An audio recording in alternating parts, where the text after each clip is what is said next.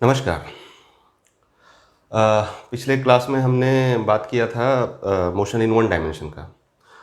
One dimension motion मतलब velocity, displacement, acceleration सब along a straight line था। मतलब जिस डायरेक्शन में वेलोसिटी है उसी डायरेक्शन में एक्सेलरेशन, उसी डायरेक्शन में displacement along a straight line, मतलब उस डायरेक्शन में या उसका अपोजिट डायरेक्शन में। दो अलग अलग अलग डायरेक्शन में नहीं था।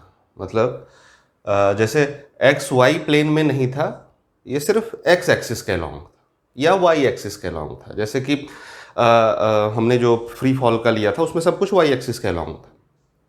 एक्सेलरेशन भी, वेलोसिटी भी, डिस्प्लेसमेंट भी, सब कुछ वाई एक्सिस के अलॉन्ग था। आज हम लोग बात करेंगे मोशन इन टू डायमेंशन।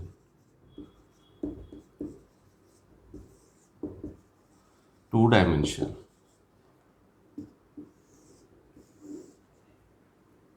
इसमें क्या है, ये है मान लीजिए एक्स एक्सिस, ये है वाई एक्सिस। डिस्प्लेसमेंट ऐसा हो रहा है कि ये है डिस्प्लेसमेंट। डिस्प्लेसमेंट ऐसा हो रहा है जिसमें कि एक्स कोऑर्डिनेट भी चेंज हो रहा है और वाई कोऑर्डिनेट भी चेंज हो रहा है। ठीक है, मतलब एक ऑब्जेक्ट का जो position with respect to origin, इसका एक्स एक्सिस भी चेंज हो रहा है, इसका वाई एक्सिस भी, मतलब हॉरिजेंटल डिस्प्लेसमेंट भी है और वर्टिकल डिस्प्लेसमेंट भी है।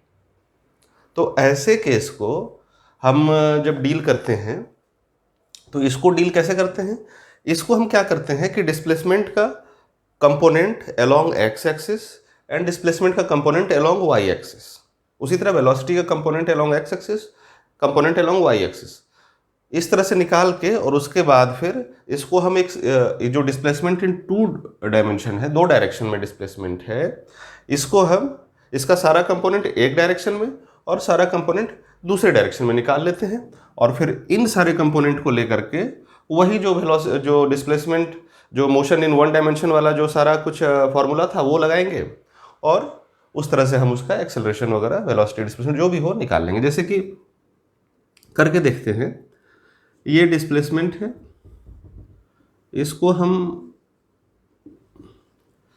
s is equal to displacement in x direction plus displacement in y direction लिख सकते हैं।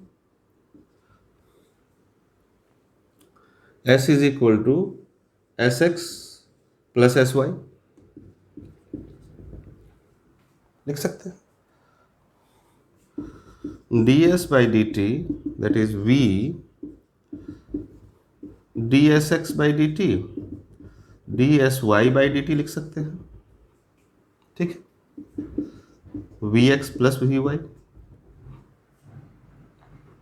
उसी तरीके से एक्सेलरेशन ax प्लस ay हो जाएगा।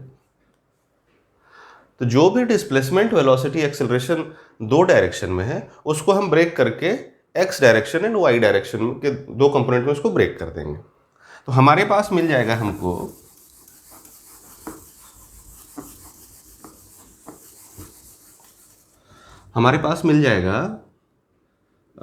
एस एक्स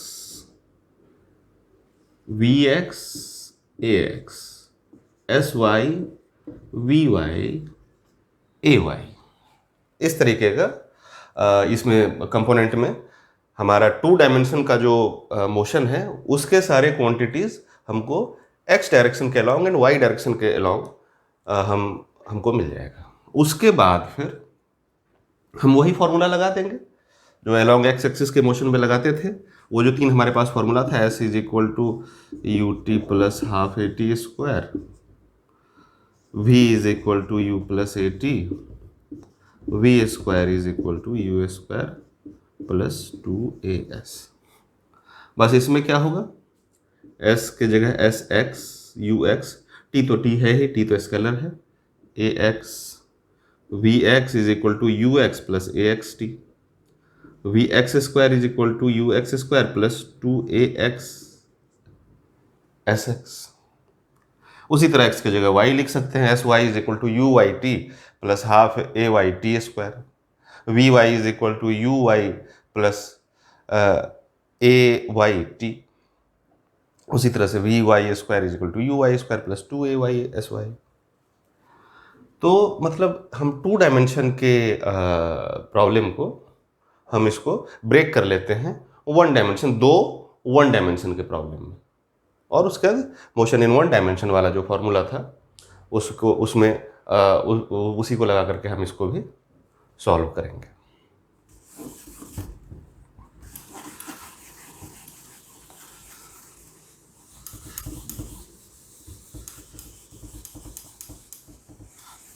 वन डायमेंशन में एक बात और थी कि जैसे वो था एक्स वेलोसिटी किसी एक एक्सिस में, डिस्प्लेसमेंट एक एक्सिस में।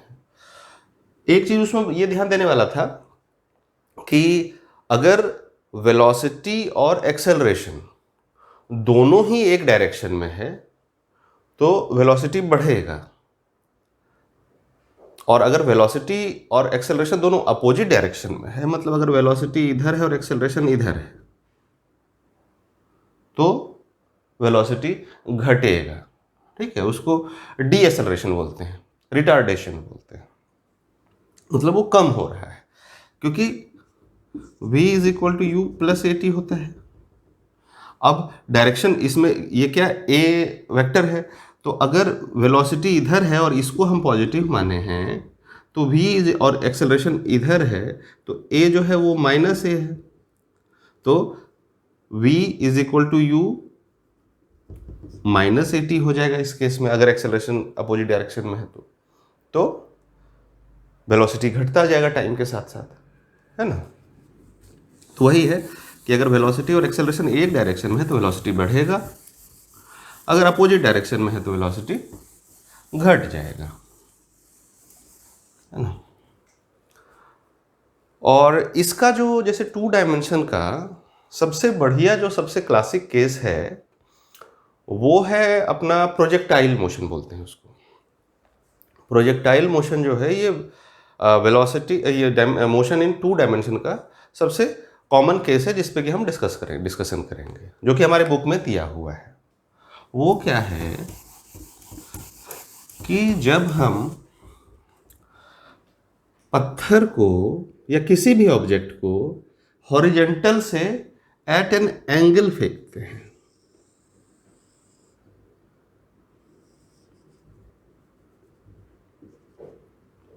एट एन एंगल थीटा,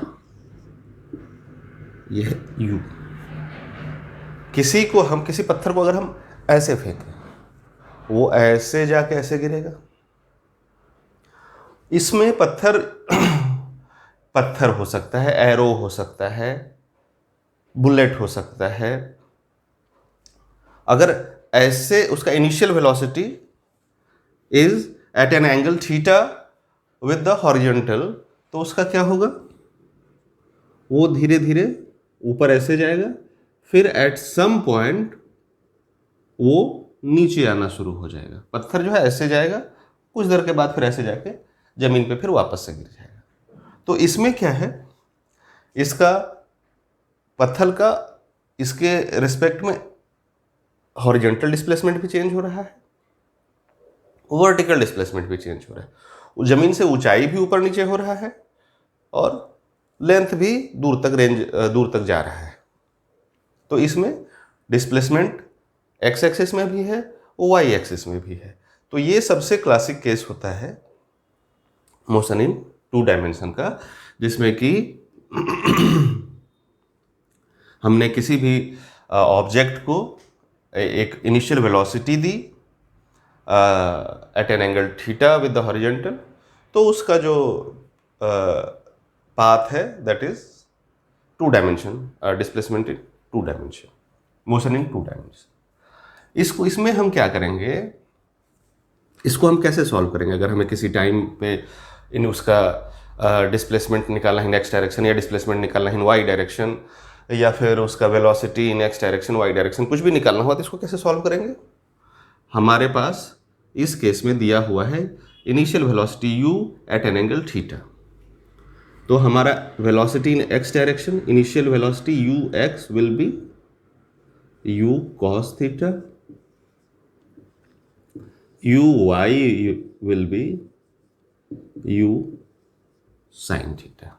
ठीक है, यू एक्स जो है एक्स कंपोनेंट, यू का x component you cos theta, you sine theta.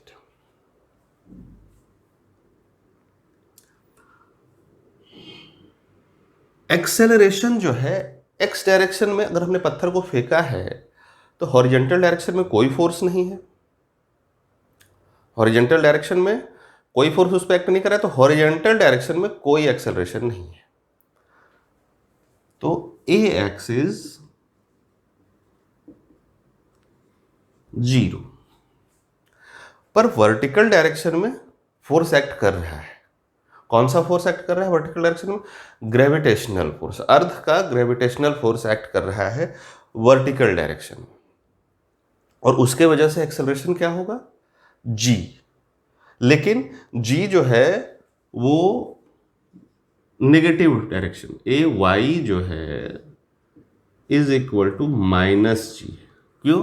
क्योंकि यू एक्स हमने पॉजिटिव लिया है, यू वाई पॉजिटिव लिया है, मतलब हमने इस डायरेक्शन को, अपवर्ड डायरेक्शन को पॉजिटिव लिया है, तो g डाउनवर्ड डायरेक्शन में लगेगा, तो A Y acceleration in Y direction is -g. ठीक है. हम निकालते हैं टाइम.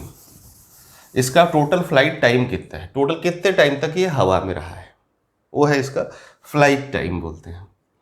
तो टोटल टाइम निकालने के लिए हम लेते हैं कि इसका डिस्प्लेसमेंट इन वाई डायरेक्शन क्या है. अगर पत्थर यहाँ से इनिशियल पोजीशन से फाइनल पोजीशन तक गया तो इसका डिस्प्लेसमेंट एस वाई क्या है? एस वाई है 0.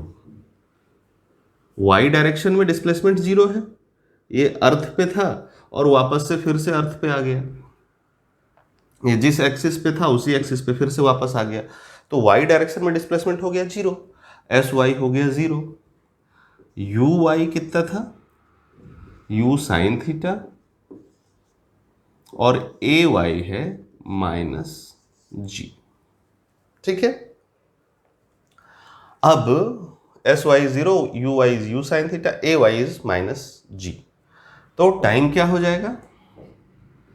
यही फॉर्मूला लगाएंगे, s is equal to U T plus half A T square वाला फॉर्मूला लगाएंगे, तो इसको हो जाएगा 0 is equal to u sine theta t minus half g t square. This implies half g t square is equal to u sine theta t, T cancel हो गया, तो ये t इज इक्वल टू 2 चला गया इधर, 2u sine theta by g. Time of flight निकल गया अपना 2u sine theta by g. अब इसी टाइम में, अब इस टाइम में ये टोटल x डायरेक्शन में कितना डिस्प्लेसमेंट इसका हुआ है उसको कहते हैं रेंज. मतलब total in the total duration of flight, that is 2u sin theta by g, वो x डायरेक्शन में कितना दूर गया है, तो वो है अपना sx. sx क्या हो जाएगा? vx into T. क्यों? क्योंकि एक्सेलरेशन तो x डायरेक्शन में है नहीं, तो वेलोसिटी कांस्टेंट है x डायरेक्शन में, तो u x डायरेक्शन में पूरे टाइम तक वेलोसिटी कांस्टेंट है. ux जो है u cos थीटा ही है पूरे during the entire flight. ux is u cos theta, क्योंकि ax is 0, there is no force acting in x direction, so velocity will remain constant in x direction. तो sx is equal to u cos theta, that is ux into t. u cos theta t क्या है? 2u sin theta by g, 2u sin theta by g. So this is 2u sin theta cos theta by g. 2u sin theta cos theta by g. This is equal to 2 sin theta cos theta क्या होता है? sin 2 theta, 2u square, sorry, 2 u square sine theta cos theta by g. 2 sine theta cos theta is sine 2 theta, so this is u square sine 2 theta by g. This is range which is Sx. Sx is equal to range is equal to u square sin 2 theta by g। तो अपना projectile motion का time निकल गया 2u sin theta by G, range निकल गया u square sine 2 theta by जी।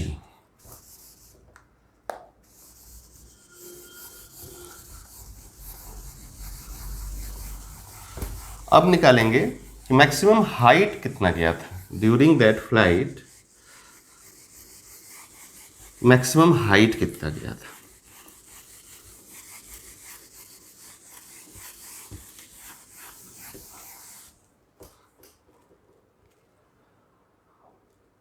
ये क्या है, मैक्सिमम हाइट के लिए क्या कंडीशन हम लेंगे, वेलोसिटी u डायरेक्शन में, सॉरी वेलोसिटी जो u है वो y डायरेक्शन में चेंज हो रहा है। क्यों? क्योंकि y डायरेक्शन में उस पर फोर्स एक्ट कर रहा है। तो यहां से यहां पे वेलोसिटी था इस डायरेक्शन में, ये और एक्सेलरेशन उस पर कंटिन्यूअस, हर पॉइंट पे उस पर एक डाउनवर्ड डायरेक्शन में एक्सेलरेशन एक्ट कर रहा है माइनस जी। डाउनवर्ड डायरेक्शन में जी जो है वो हमेशा एक्ट कर रहा है उस पर। तो जब जी हमेशा एक्ट कर रहा है डाउनवर्ड, तो वेलोसिटी घटता जाएगा, जो अपवर्ड वेलोसिटी है वो घटता जाएगा। तो यहाँ था u साइन थीटा, वो थोड़ा थोड़ा घटते घटते घटते घटते घटते घटते ये जो मैक्सिमम हाइट वाला पॉइंट है, इस पॉइंट पे वेलोसिटी इन y डायरेक्शन जीरो हो जाता है। वेलोसिटी इन y डायरेक्शन इस पॉइंट पे जीरो हुआ, और इसके बाद वो फिर वेलोसिटी नीचे डायरेक्शन में आने लग गया, और नीचे डायरेक्शन में वेलोसिटी धीरे धीरे बढ़ता गया इस डायरेक्शन में। इस पॉइंट पे फिर से वो u साइन थीटा वेलोसिटी पहुंच गया, और that is in downward direction. मतलब वेलोसिटी अपवर्ड डायरेक्शन में था, जैसे जैसे जैसे जैसे टाइम बीतता गया एक्सेलरेशन डाउनवर्ड डायरेक्शन में है, तो एक पॉइंट पे अपवर्ड वेलोसिटी जीरो हो गया, उसके बाद फिर वो नीचे गिरना शुरू हुआ और डाउनवर्ड वेलोसिटी बढ़ता गया due to acceleration is in downward direction. तो जिस पॉइंट पे उसका वर्टिकल वेलोसिटी जीरो है, उस वही पॉइंट उसका मैक्सिमम हाइट का पॉइंट है। तो ये हम टाइम इसका निकालेंगे किस टाइम पे, या टाइम नहीं भी निकालेंगे, जैसे हमारे पास u y जीरो है, ठीक, इस पॉइंट v वेलोसिटी जीरो है बी वाई, और इनिशियल वेलोसिटी y डायरेक्शन में क्या था, u sine theta. Initial velocity u sine theta, final velocity zero. तो एस वाई कितना होगा, तो हम v square is equal to you square plus 2s वाला लगा लेंगे। v square is zero, u square is u square sine square theta, u का value है u y is u sine theta, plus 2a है minus जी, तो ये minus जी, और S Y अपने को निकल जाएगा, v y u y two a y s y निकल जाएगा। दिस इंप्लॉयज एस वाई क्या है, u square sine square theta by 2g। ये मैक्सिमम हाइट है अपना, ये वाला मैक्सिमम हाइट है u square sine square theta by 2g।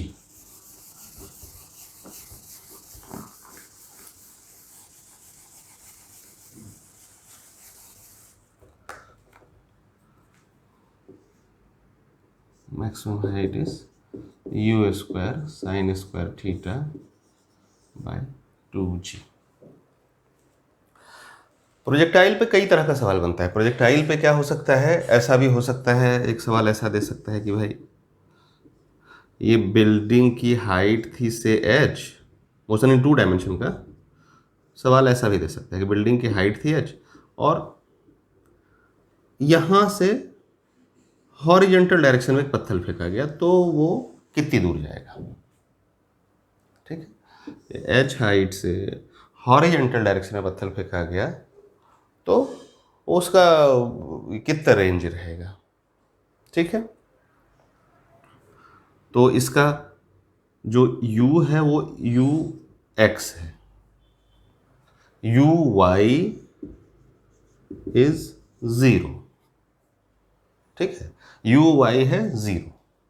तो इसमें उसी तरह से हम निकालेंगे, निकालने का तरीका वही है अपने को u x u y सबसे पहले निकल जाएगा और उसके बाद फिर अपने को पता है कि a x 0 है किसी भी इस तरह के केस में, क्योंकि x डायरेक्शन में कोई फोर्स नहीं लग रहा है। उसी तरह से a x 0 है और a y जो है वो नीचे डाउनवर्ड डायरेक्शन में g है।